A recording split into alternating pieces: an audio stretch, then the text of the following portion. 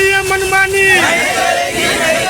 हमारी मांगे, हमारी मांगे, हमारी मांगे, पंडा समिति जिंदाबाद। सबसे पहले अपना परिचय दीजिए और पद बताइए। मेरा नाम अशोक जोशी है। मैं प्रदेश मंत्री भारतीय बजरंग दल और इस पंडा कमेटी का मैं अध्यक्ष हूँ। तीर्थ पुरोहित समिति इसका मैं अध्यक्ष हूँ। श्रीमान जी, हर वर्ष जो तीर्थ पुरोहित बैठते थे वहाँ पर केवल जाली लगाई जाती थी और वो जाली जो लगाई जाती थी उस जाली में तार लगा दिए जाते थे, जिससे कि सोमवार की भीड़ निपटने के बाद में पंडा लोग उसको खोल करके बाहर भी निकल लेते थे। कहीं जाना ना होता था तो भी चले जाते थे। आज एसडीएम साहब उसको आदेश करके आए हैं कि वहाँ पर जो है वो पूरी बिल्डिंग कर दी जाए जाली।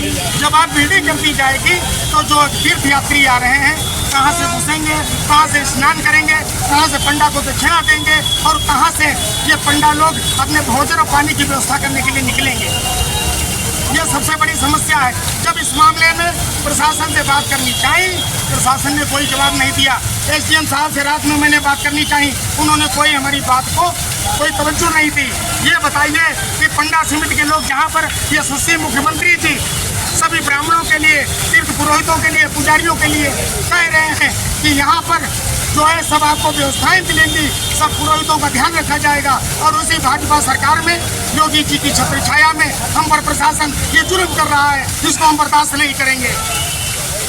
क्या लग रहा है कि जैसे ये तखत पर रहे चारों तरफ, मान लीजिए उसके बीच में गैप दिया जाता था। ये तखत जो पड़ते हैं वहाँ पर से अगर आप थोड़ी सी गैप नहीं देंगे तो कोई अनहोनी अगर घटना घट जाती है तो पंडा कहाँ से भागेगा, कहाँ से यात्री निकलेंगे, कहाँ से व्यवस्थाएं होंगी, बताइए आप पहले। तो उसको बंद कर दिया गया है। उसको बंद कर दिया गया है और माननीय उप जिलाधिकारी महोदय ने आदेश किया है उस पर बिल्डिंग करवा दी जाए। पहले तो तार लगा दिए जाते थे, अब तो बिल्डिंग करवा रहे हैं वो। तो क्या प्रशासन से आपने बात किया इसको लेकर के? मैंने प्रशासन से कल शाम को उप जिलाधिकारी महोदय जब तीर्थ का दौरा करने आए थे, मैंने उनसे कहा, लेकिन उन्होंने मेरी बात को कोई महत्व नहीं दिया। वो सीधे चलते चले गए। जो मोहल्ले के सभासद थे राजेश अवस्थी जी, उन्होंने भी बात करने की कोशिश की। उन्होंने किसी दुकानदार से बात नहीं की, किसी सभासद से बात नहीं की और ना ही पंडा समिति के किसी पदाधिकारी से बात की। क्या आप चाहते हैं? मैं चाहता हूँ कि ये जो पंडा लोग आए हुए हैं, जो इस घाट पर बैठे हुए हैं, जो इसकी तीर्थ की महिमा का गुणगान करते हैं, तीर्थ यात्रियों को जो मार्जन करवाते हैं, उनकी पूजा पाठ करते हैं, उनका शोषण न किया जाए। ये जो थोड़ी थोड़ी जगह जो है उस पर जाली ना लगाई जाए और उसको लाक ना किया जाए, ताकि पंडा विधान से बैठ सके और अपने खाने पीने की व्यवस्था भी कर सके बाहर जाकर के। क्या लग रहा है प्रशासन आपकी बात को गंभीरता से लेगा?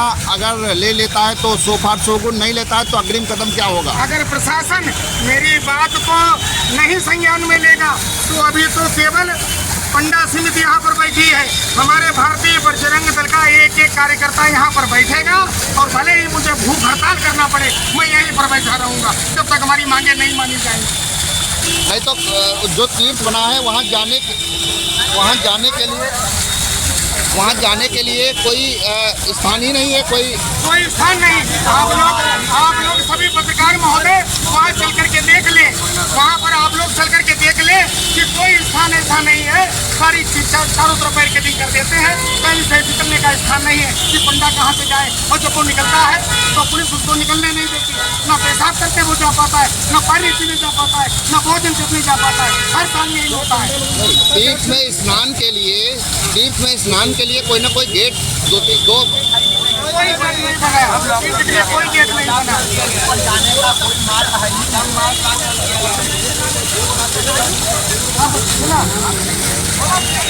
क्या नाम है आपका? उन्होंने हमारी बात का जवाब नहीं दिया। एक रास्ता कौन है? कोई दिक्कत नहीं रही। योगी जी ने कहा है कि जहाँ जहाँ तीर्थ क्षेत्र है, कबड्डी आता है, जो दुकानें हैं, जो ढाबा है, जो होटल है, संगम की जो है वो पैनल लगा के वो गेट से रास्ता खुल जाए, मंदिर में प्रवेश और मंदिर में गेट से भैया चौक से निकला चला जाए। जिसको जहाँ जाना हो वहाँ चला जाए, तीर्थ से आना हो तो वहाँ से आ भी सकता है और जा भी सकता है। ये पूरी रोड को जाम करने से कोई लाभ नहीं है। वहाँ से मार्ग दिया जाए मंदिर जाने का, सारी पत्तियाँ समाप्त हो जाएँ, सारे झंझट समाप्त हो जाए, जाली वाली का बवाल ही खत्म हो जाए।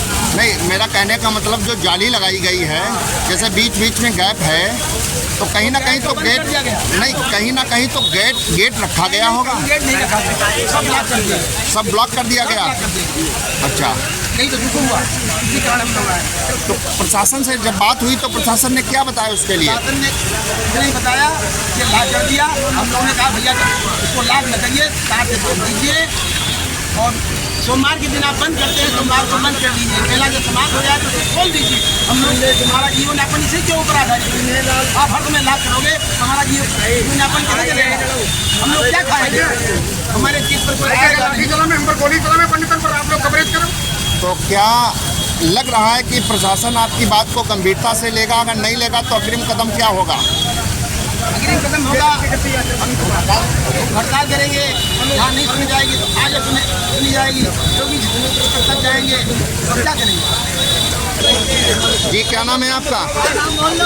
मेरा नाम पंडित कृष्ण कुमार है। मैं आप सभी मीडिया प्रभारी भाइयों को नमस्कार करता हूँ, बहुत बहुत धन्यवाद देता हूँ। आपके चैनल के माध्यम से अपनी बात प्रशासन तक पहुँचाना चाहता हूँ कि हमारा सवाल ये है कि यदि तीर्थ है तो तीर्थ किस लिए है? ये तीर्थ है किस लिए है? ये यात्रियों के आने के लिए।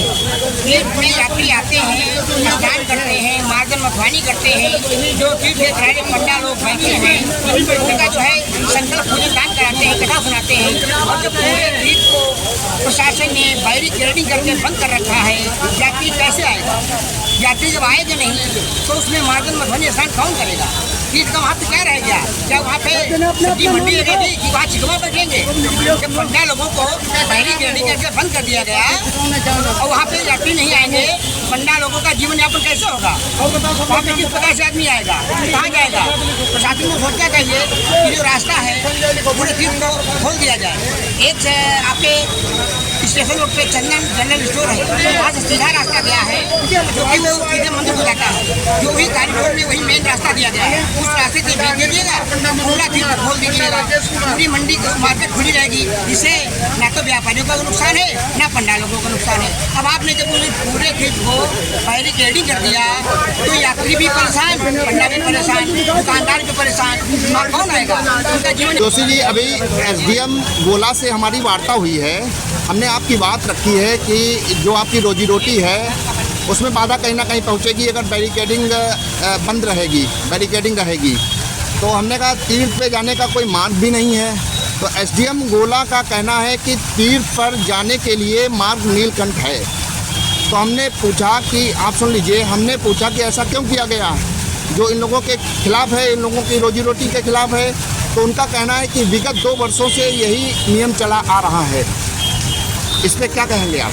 देखिए, विगत 2 वर्षों से यहाँ पर चेयरमैन साहब भी हैं, विधायक जी भी हैं और सभी जनता भी है। वो ये जानती है कि कभी भी बिल्डिंग नहीं की जाती थी, जाली लगाई गई थी, रत्नाकर मिश्र जी के द्वारा जाली लगाई गई थी। लेकिन उन्होंने कहा था भीड़ अधिक होने के कारण सोमवार को ये जाली लगा दी जाएगी।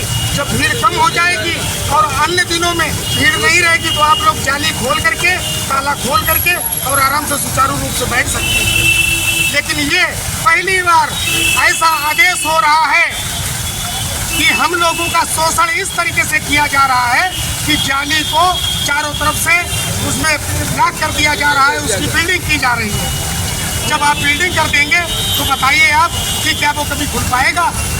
अन्य दिनों में जब भीड़ नहीं होगी क्या तब भी खुल पाएगा वो? मंडे ऐसा किया। अच्छा, आपने बताया कि तीर्थ पे जाने के लिए कोई मार्ग नहीं है, जबकि एसडीएम गोला का कहना है कि नीलकंठ जो है, नीलकंठ से आप आराम से तीर्थ में जा करके स्नान कर सकते हैं, वही आप लोगों के पास भी जाया जा सकता है आराम से। देखिए, उस परिसर से आप निकलने की एक छोटा सा वो परिसर है नीलकंठ का मैदान, वहाँ पर से जहाँ पर से आप निकाल रहे हैं, जहाँ पर वहाँ पर से आप निकालेंगे तो व्यक्ति वहाँ पर चारों तरफ पहुँच नहीं पाता है। और इधर मुख्य मार्ग है जो मंदिर गर्भगृह है, वह मुख्य मार्ग है। उस मुख्य मार्ग पर अगर गेट नहीं खुले होंगे तो पंडा कहाँ से जाएगा, कहाँ से निकलेगा? पानी पीने के लिए, लघु संख्या करने के लिए, तो अन्य नृत्य करने के लिए वो किधर से जाएगा?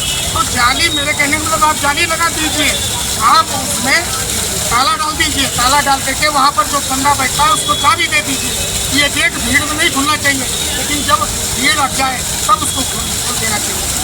अच्छा, उनका कहना है कि अगर हम ऐसा करते हैं, मतलब गेट बनाते हैं, खोलते हैं, तो इससे भीड़ जब ज़्यादा होगी तो भगदड़ मच सकती है, मिस हैपनिंग कोई ना हो, इसलिए कदम उठाया गया। श्रीमान जी, मैं कह तो रहा हूँ, भीड़ होगी तो कोई पंडा गेट खोलेगा ही नहीं।